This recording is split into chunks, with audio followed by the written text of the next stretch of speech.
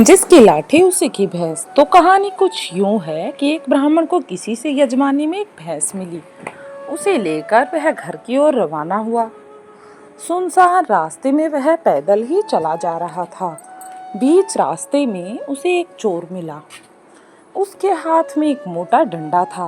उसने ब्राह्मण को देखते ही कहा, क्यों ब्राह्मण देखता, खूब दक्षिणा मिली है।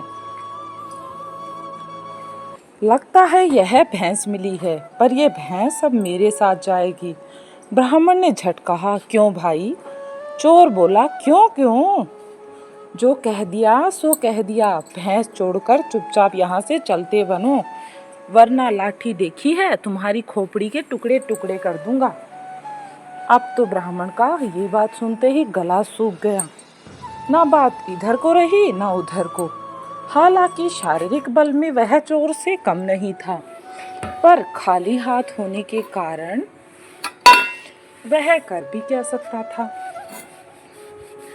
विपरीत समय में बुद्धिबल काम आया। ब्राह्मण बोला, ठीक है भाई, भैंस भले ही ले लो, पर ब्राह्मण की चीज यूं छीन लेना से तुम्हें पाप लगेगा। बदले में कुछ देकर भैंस लेते तो पाप से बच जाओगे।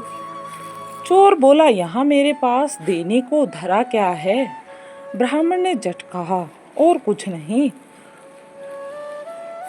ये लाठी दे और भैंस का बदला कर ले। चोर ने खुश होकर लाठी ब्राह्मण को पकड़ा दी और भैंस पर दोनों हाथ रखकर खड़ा हो गया। तभी ब्राह्मण कड़क आवाज में बोला, चल हट भैंस के पास से, नहीं तो अभी खोपड़ी उड़ा दूंगा। चोर ने पूछा, क्यों? तो ब्राह्मण बोला, क्यों क्या, जिसकी लाठी उसी की भैंस। तो दोस्तों, अपनी बुद्धि बल का प्रयोग भी हमें हमेशा सोच समझकर करना चाहिए।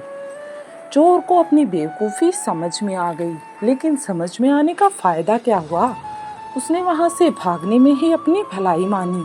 किसी ने सच कहा है कि जिसमें अकल है उसमें ताकत है। स्टोरी अच्छी लगी हो तो कमेंट करके ज़रूर बताएं।